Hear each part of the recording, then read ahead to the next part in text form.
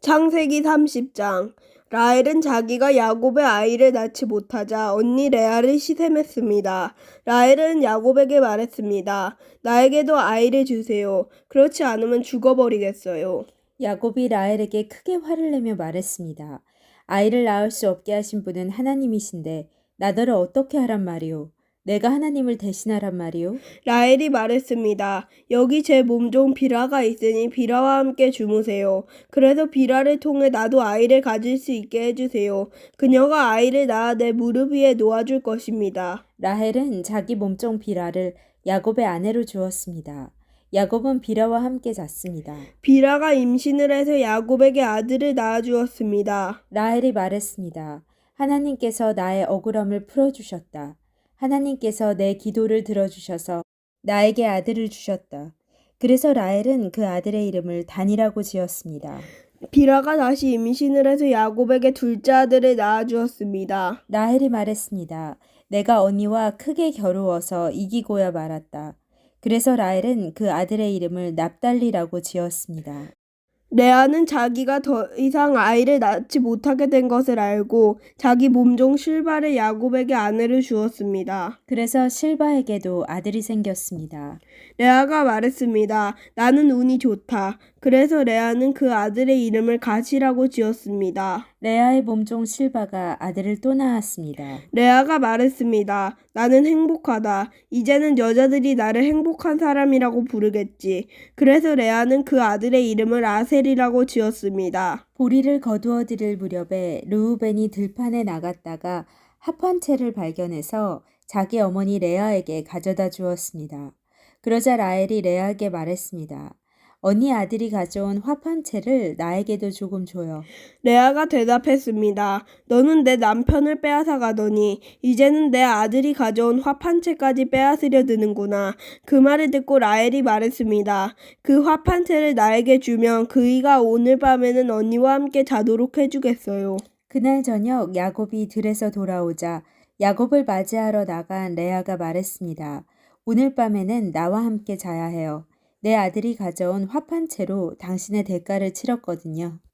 그래서 그날 밤에 야곱은 레아와 함께 잠을 잤습니다. 하나님께서 레아의 기도를 들어주셔서 레아가 다시 임신을 했습니다. 레아는 야곱의 5번째 아들을 낳았습니다. 레아가 말했습니다. 내가 내 몸종을 남편에게 주었더니 하나님께서 그 값을 갚아주셨구나. 그래서 레아는 그 아들의 이름을 이사갈이라고 지었습니다. 레아가 또 임신을 하여 야곱에게 6째 아들을 낳아주었습니다. 레아가 말했습니다. 하나님께서 나에게 좋은 선물을 주셨다. 내가 6째 아들을 낳았으니 이제는 남편이 나를 존중해 주겠지. 그래서 레아는 그 아들의 이름을 스불론이라고 지었습니다. 그 후에 레아는 딸을 낳고 이름을 디나라고 지었습니다. 하나님께서 라헬을 기억하시고 라헬의 기도를 들어주셔서 라헬도 아이를 낳을 수 있게 해주셨습니다. 라헬이 임신을 해서 아들을 낳았습니다. 라헬이 말했습니다. 하나님께서 나의 부끄러움을 없애주셨다. 라헬은 하나님께서 나에게 아들을 더 주셨으면 좋겠다 라고 말하면서 그 아들의 이름을 요셉이라고 지었습니다.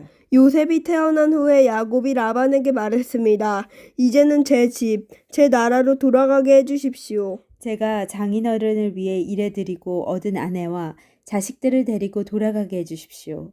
제가 장인어른을 위해 해드린 일은 장인어른께서 더 잘하실 것입니다. 라반이 말했습니다. 괜찮다면 나와 함께 계속 있게나 여호와께서 나에게 복을 주신 것이 다 자네 때문인 것을 내가 예측하여 알고 있었네. 자네 품삯은 자네가 정하게 내가 그대로 주겠네. 야곱이 대답했습니다. 장인어른께서는 제가 장인어른을 위해 열심히 일한 것과 제가 돌보아드린 장인어른의 가축대가 제 앞에 얼마나 있는지 아십니다. 제가 장인어른께 처음 왔을 때는 가축대가 얼마 되지 않았지만 지금은 크게 불어났습니다. 제 발길이 닿는 곳마다 여호와께서 장인어른에게 복을 주셨습니다. 하지만 저도 이제는 제 식구를 위해 일해야 하지 않겠습니까? 라반이 물었습니다. 그래 무엇을 해주었으면 좋겠나? 야곱이 대답했습니다. 다른 것은 바라지 않습니다. 그저 한 가지만 해주십시오. 그렇게 해주시면 제 마음을 돌이켜 다시 장인어른의 가축제를 돌보아 드리겠습니다. 오늘 제가 장인어른의 모든 가축대 사이로 다니면서 점이 있거나 얼룩이 적거나 검은 새끼 양과 점이 있거나 얼룩이 진 새끼 염소를 골라낼 테니 그것을 저에게 주십시오. 제가 정직한가 정직하지 않은가는 장인어른께서 앞으로 저에게 오셔서 제 가축대를 보시면 알게 될 것입니다. 만약 제가 점이 없는 염소나 얼룩이 지지 않는 염소나 검은색이 아닌 양을 가지고 있다면 제가 그것을 훔친 것으로 여기셔도 좋습니다. 라반이 대답했습니다. 좋네. 자네 말대로 하겠네.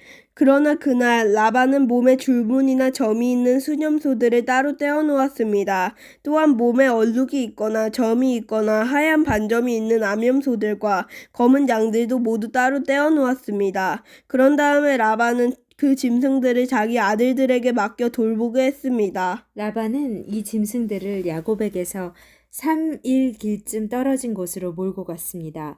야곱은 라반의 나머지 가축대를 쳤습니다. 야곱은 버드나무와 살구나무와 신풍나무 가지를 꺾은 다음에 껍질을 벗겨내서 나무 껍질에 하얀 줄무늬를 만들었습니다. 그리고 나서 야곱은 가축대가 와서 물을 먹는 여물통 바로 앞에 그 흰 무늬 가지들을 세워 놓았습니다. 가축들은 물을 먹으러 와서 새끼를 뱉는데 염소들이 그 흰 무늬 가지 앞에서 새끼를 뱉습니다. 그러자 그 사이에서 흰 무늬가 있거나 얼룩이 적거나 점이 있는 새끼 염소가 태어났습니다. 야곱은 그 새끼들을 따로 떼어 놓았습니다.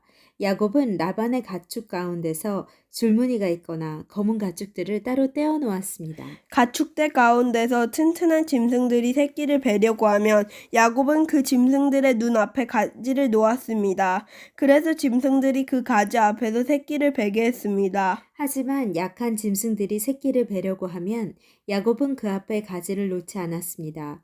그래서 약한 것들은 라반의 것이 되고 튼튼한 것들은 야곱의 것이 되었습니다. 이렇게 해서 야곱은 큰 부자가 되었습니다. 야곱은 가축대와 남종과 여종 그리고 낙타와 나귀를 많이 가지게 되었습니다. 아멘.